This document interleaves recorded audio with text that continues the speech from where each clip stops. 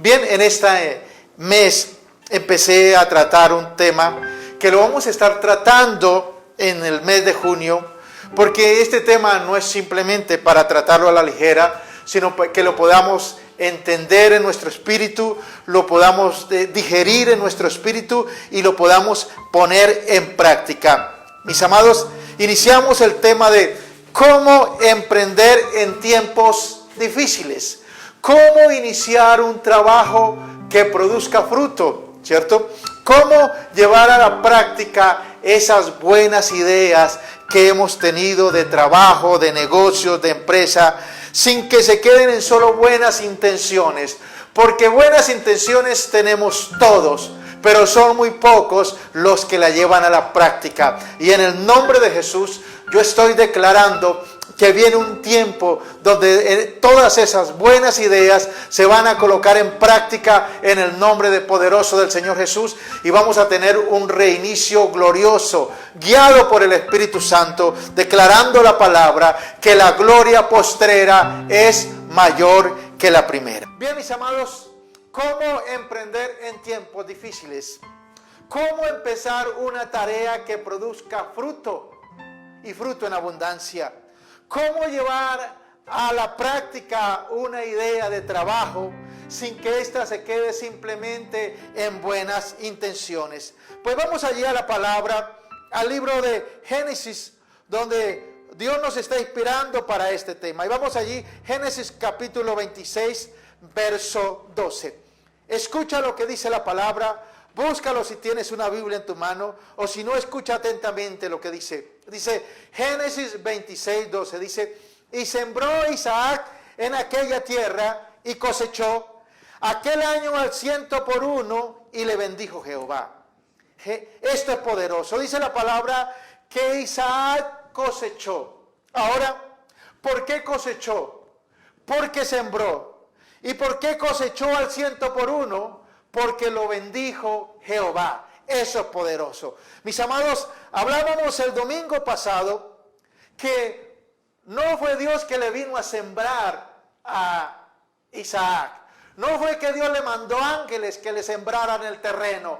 Él tuvo que hacerlo. Él tuvo que tomar la iniciativa, colocar una semilla en la tierra, regarla, cuidarla, estar muy atento a la semilla hasta que diera la cosecha. Y dice la palabra que aquel año, ¿cuál año? El mismo año que sembró, ese mismo año cosechó. ¿Y cómo cosechó? Dice al 100 Y ahora la pregunta es, ¿por qué cosechó al 100 Y dice la palabra, porque lo bendijo Jehová. Mis amados, en el nombre de Jesucristo, yo declaro por el poder del Espíritu Santo que vienen días en que vamos a cosechar de una manera abundante, que Dios va a multiplicar la cosecha de una manera poderosa, que Dios va a multiplicar el trabajo de nuestras manos y va a producir una cosecha abundante. Y sembró Isaac en aquella tierra y cosechó aquel año al 100 y lo bendijo Jehová. Yo le pregunto en esta mañana, ¿cuántos quieren cosechar al 100 Bueno, lo primero que dice aquí, hay que sembrar. Y ahora, ¿cuántos quieren ser bendecidos de una manera maravillosa en este tiempo, con la bendición de Dios? Amén. ¿Lo crees? Este es el tiempo para ti. Pero en esta mañana vamos a ver, mis amados, 4 cosas que hizo Isaac antes de sembrar. Mis amados, 4 cosas que hizo Isaac antes de colocar la semilla en la tierra. Escúchalo bien. Y no fue porque a él le nació. Él hizo estas 4 cosas porque Dios le dijo. Y en esta mañana el mismo Espíritu de Dios está sobre ti y sobre mí, y te está diciendo estas mismas 4 cosas que Dios le dijo a Isaac. Son las mismas que Dios te dice a ti y a mí y a todos aquellos que queremos cosechar al 100 Yo le pregunto en esta mañana, ¿cuántos quieren cosechar al 100 Amén, eso es poderoso. Decláralo ahí. Mis amados, vamos a ver 4 cosas que hizo Isaac.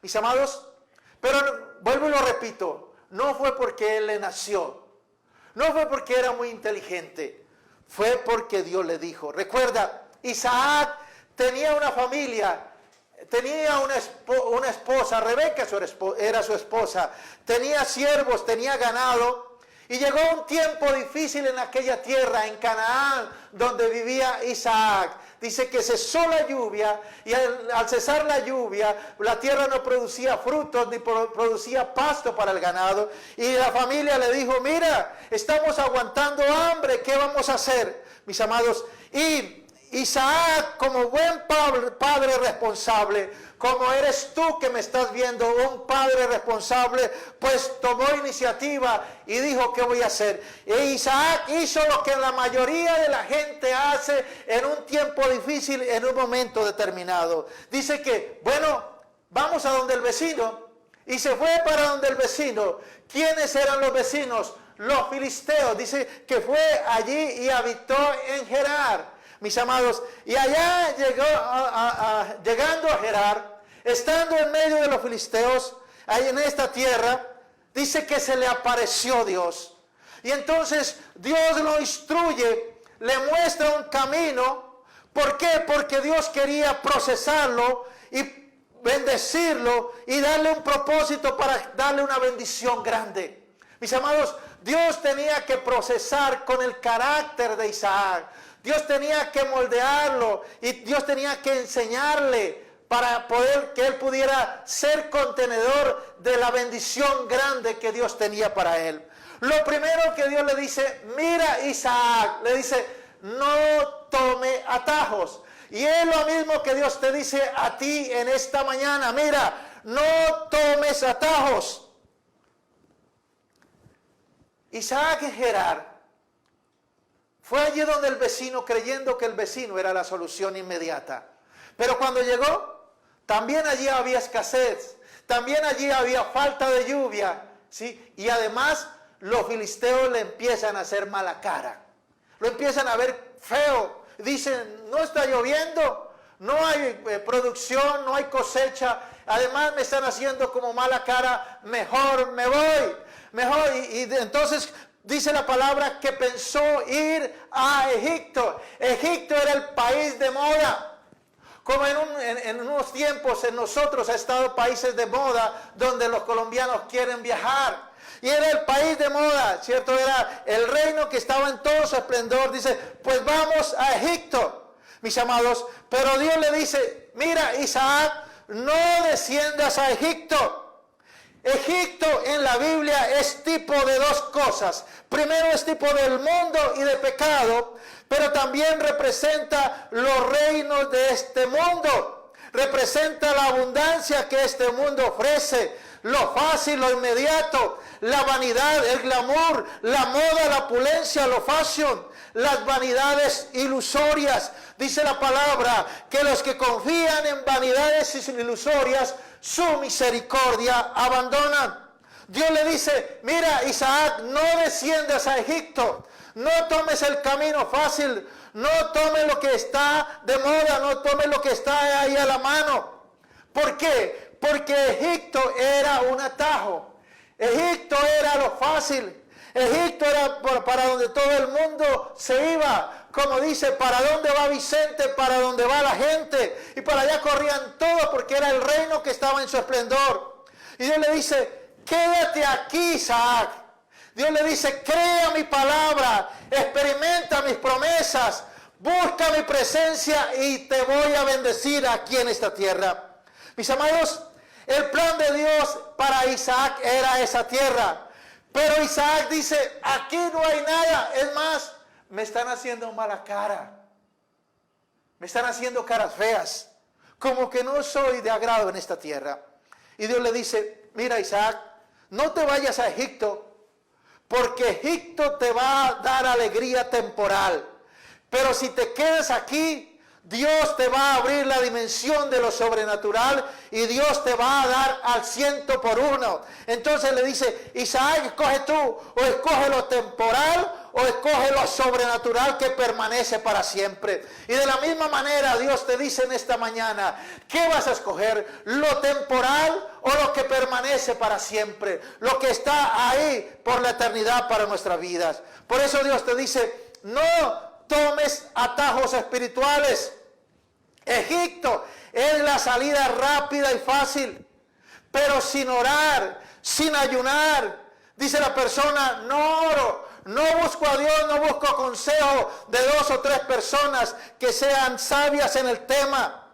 Esto lo soluciono yo, una llamada, un WhatsApp, un préstamo bancario, ahorita que están de moda, rápido lo soluciono. No tengo que orar, no tengo que buscar a Dios, no tengo que pedirle consejo a nadie, aquí yo lo soluciono. Mis amados, los placeres temporales de Egipto te cierran la bendición de Dios. Dios nunca te va a bendecir en Egipto. Dios te bendice en la tierra que Él te plantó. Dios te bendice en la tierra que Él determinó para ti. Egipto es lo fácil. Egipto es lo inmediato. Egipto es lo que te saca de apuro rápidamente, aparentemente. Parece bueno. No descender a Egipto significa ser espiritual. Significa aprender a confiar y esperar en Dios. Significa orar y buscar a Dios y ayunar y preguntarle por la voluntad perfecta de Dios, que es buena y agradable. Lo fácil es el camino corto y es pasajero. Egipto tenía lo inmediato, pero yo te digo en esta mañana, no sacrifiques lo permanente en el altar de lo inmediato, porque lo inmediato es pasajero. Y Dios está guiándolo allí. Y número 2 le dice, mira, Isaac, obedece mi voz. Y el segundo punto es obedece la voz de Dios. El primer punto fue, oye, no tomes atajos, no tomes lo fácil, no tomes lo que te parece más fácil. Y el segundo es, obedece la voz de Dios. No desciendas a Egipto, le dice Dios a Isaac. Entonces, ¿qué hago? Dice Isaac. Dígame que a la tierra que tú me digas, yo voy, ¿para dónde arranco? Entonces dice Dios, le dice, muy bueno, dice, quédate en la tierra que yo te digo. ¿Y cuál es esa tierra? En la tierra donde estás. Quédate en Gerar. Es decir, quédate quieto donde estás. Que si te quedas en el lugar donde Dios te planta, te va a bendecir. Esto es impactante. ¿Sabe qué significa la palabra Gerar? Gerar significa andar en círculos. Dios le está diciendo a Isaac, no desciendas a Egipto. Quédate dando vueltas, quédate dando en círculos. Como algunos dicen, me parece que no voy para ningún lado. Estoy como si estuviera dando vueltas. Siempre lo mismo, siempre la rutina, siempre la iglesia, siempre la misma palabra, siempre los mismos cantos. Yo no veo cambio, yo quiero algo diferente. Mis amados, a nadie le gusta quedarse dando vueltas. Pero Dios dice, quédate aquí que te voy a procesar y en el proceso me voy a revelar a ti. Mis amados, Gerar es el lugar de dar vueltas. Es el tiempo donde Dios nos procesa. Es el tiempo donde Dios saca nuestras imperfecciones para pulirnos y hacernos conforme al corazón de Dios. Porque recuerda, no se echa vino nuevo en odres viejos. Gerar es quedarse en la voluntad de Dios, aunque parezca que va lento y dando vueltas, aunque parezca que los demás prosperan y tú no, aunque parezca que a los demás le va bien y a ti no. Mis amados, ¿sabe qué es una de las cosas más difíciles de la vida cristiana? Una de las cosas más difíciles de la vida cristiana, para algunos, no para todos, es permanecer en el lugar que Dios te trazó para ti. Es permanecer en la voluntad perfecta de Dios. Es quedarse en el lugar donde Dios te plantó y te colocó, mis amados, y no estar en el lugar que yo creo que debo estar. Mis amados, el lugar donde Dios nos planta, el lugar donde Dios nos establece, debemos verlo con los ojos espirituales, con los ojos de la fe. ¿Por qué? Porque como humanos siempre nos va a parecer mejor otro lugar. Y para entender esto, mire este ejemplo. Dígale a alguien, a un niño, a un joven, a un adulto, dígale, espéreme ahí un momentico, ya en una hora vuelvo. Y tú te vas, ¿y qué pasa cuando regresas? El 99% la persona no está ahí. Se fue para otro lugar, se cansó de estar ahí. Y eso espiritualmente nos pasa de la misma manera. Dios nos ha plantado en un lugar, nos ha plantado en un departamento, nos ha plantado en una ciudad, nos ha plantado en un ministerio. Y a veces empezamos a irnos porque no nos parece que sea como el mejor lugar o el lugar indicado. Las personas siempre ven el pasto más verde al lado, el jardín del vecino más verde, el pasto más verde en otro lugar, en otra ciudad.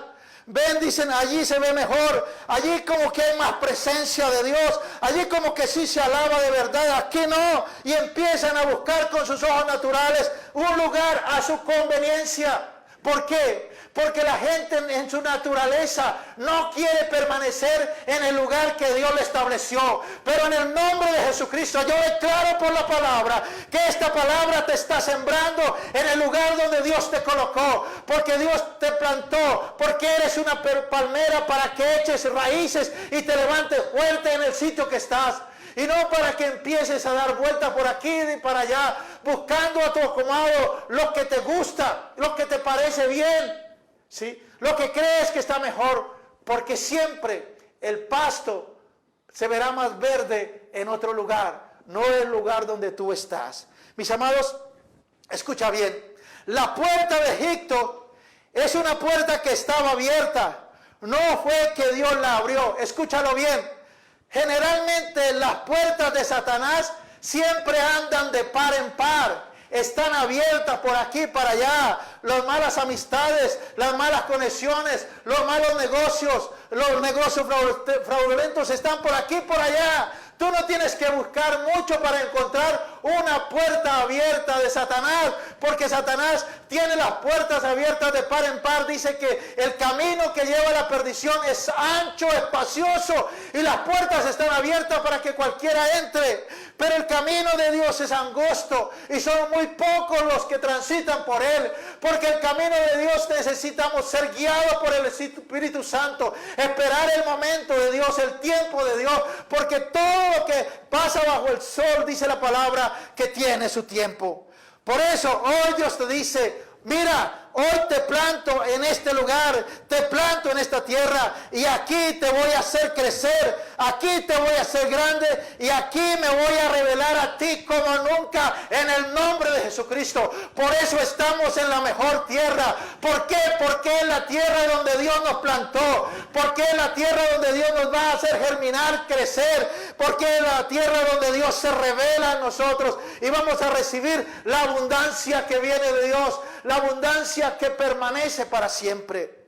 Mis amados, por eso, antes de tomar cualquier decisión, pregúntale a Dios. Y hasta que no estés seguro que es de Dios, no camines por ese camino, porque si lo haces, vas a tener muchos problemas en la vida. Número 3, Dios le dijo a Isaac, no tengas temor. ¿Qué le dijo? No tengas temor, Isaac. Isaac tuvo temor porque pensó que tal vez los hombres lo matarían por causa de Rebeca, porque dice la palabra que Rebeca era hermosa. Es una bendición entender que la mujer es tipo de la iglesia. Y como iglesia de Cristo, como la novia de Cristo, nosotros somos hermosos, tenemos la gracia de Dios y somos codiciables por la gente. Por eso el diablo quiere hacer daño a la iglesia, a la novia de Cristo. Mis amados, cuando Dios quiere hacer algo grande en tu vida, muchas veces tenemos temor a que las cosas no sucedan o a que no resulte. ¿Será que Dios lo hará? ¿Será que Dios lo hará conmigo? ¿Será que soy digno de recibir esa bendición? ¿Será que esa palabra que está desatando el pastor, Dios lo va a hacer conmigo. Tenemos temor, tenemos miedo a emprender, a iniciar una tarea, un camino. Algunos han fracasado y por eso no quieren saber nada de emprender. Pero fracasaron porque no escucharon la voz de Dios. Porque Dios te mandó a alguien que te dijo, no lo hagas. Pero tú no le creíste. Mis amados, escogiste el consejo que te agradó. Pero no solamente tenemos temor, no es solo miedo, sino también vergüenza y timidez. Tenemos vergüenza, tenemos timidez a emprender. Creemos que no se va a vender, que no va a funcionar. Tenemos vergüenza, timidez a dar testimonio, a hablar de Jesucristo, a hablar de Cristo a tiempo y fuera de tiempo, a hablarle a la gente del Evangelio, porque creemos que nos van a rechazar, que no lo van a recibir. Mis amados, una de las cosas que Dios te dice, no tengas temor, porque yo estoy contigo, dice el Señor. Yo soy tu Dios que te esfuerzo, siempre te ayudaré, siempre te sustentaré con la diestra de mi justicia. Esto es poderoso, que Dios que está con nosotros, el que me envió, conmigo está. No me ha dejado solo el Padre, porque yo hago siempre lo que a Él le agrada. Cuando tú haces la voluntad de Dios, estás en el lugar correcto. Esté 100% seguro que Dios está a tu lado. Por eso, no tengas temor. No tengas temor de emprender. No tengas temor de llamarte cristiano. No tengas temor al rechazo. Cree que Dios está con nosotros. Y si Dios con nosotros, ¿quién contra nosotros? Número 4. Isaac también necesitaba confesar un pecado. Dice la palabra allí en Génesis 26:8. Sucedió que después que él estuvo allí muchos días, Abimelech, rey de los filisteos, mirando por una ventana, vio a Isaac que acariciaba a Rebeca, su mujer. Mis amados, Isaac tuvo temor, y ese temor lo llevó a mentir, y el mentir es un pecado delante de Dios. Y sostuvo esa mentira por mucho tiempo. Dice, por muchos días estuvo allí, a tal punto que se le olvidó que estaba mintiendo y que había dicho que Rebeca era su hermana y no su esposa. Pero dice, un día, el rey, que en este caso es tipo de Dios, mirando por la ventana, vio a Isaac que acariciaba a su esposa. Y entonces lo llamó, ven para acá, Isaac, no mentiste. Hubieras hecho que nosotros hubiéramos cometido pecado. Dios nos hubiera castigado por este pecado que tú hiciste. Y entonces él confiesa ahí. Él se arrepiente y pide perdón, mis amados. ¿Saben lo que dice la palabra? El que confiesa su pecado y se aparta alcanza misericordia. No importa cuánto tiempo tuviste ese pecado. Algunos ya se les ha olvidado. El problema es que no lo han confesado delante de Dios y no han pedido perdón. Y ahí es donde está el problema. Porque Satanás es el acusador de las almas. Recuerda el libro de Esther, la historia que estamos leyendo es poderosa. Como en el libro de Esther, el rey es tipo de Jesús. La reina Esther es tipo de la iglesia de Jesucristo. Pero Amán es tipo de Satanás. Satanás, dice la palabra allí, que Amán entró allí a la puerta al palacio del rey a causar y a condenar y a destruir a Mardoqueo. Y ese es el oficio de Satanás. Dice la palabra que día y noche está allí acusándonos delante de Dios. ¿Y cómo nos acusa? Cuando nosotros no hemos confesado un pecado delante de Dios, cuando no nos hemos arrepentido, cuando no hemos pedido perdón. Creemos que porque pasó hace mucho tiempo ya se olvidó todo, pero hay una ventana. Los ojos de Dios están mirando y están mostrando tu corazón, mis amados. Y si hay pecado, déjame decirte que no eres apto para recibir al 100%. El que confiesa su pecado y se aparta alcanza misericordia. Por eso tenemos que decirle al Señor: perdona todo aquello que haya lastimado tu santidad, todo aquello que no es justo.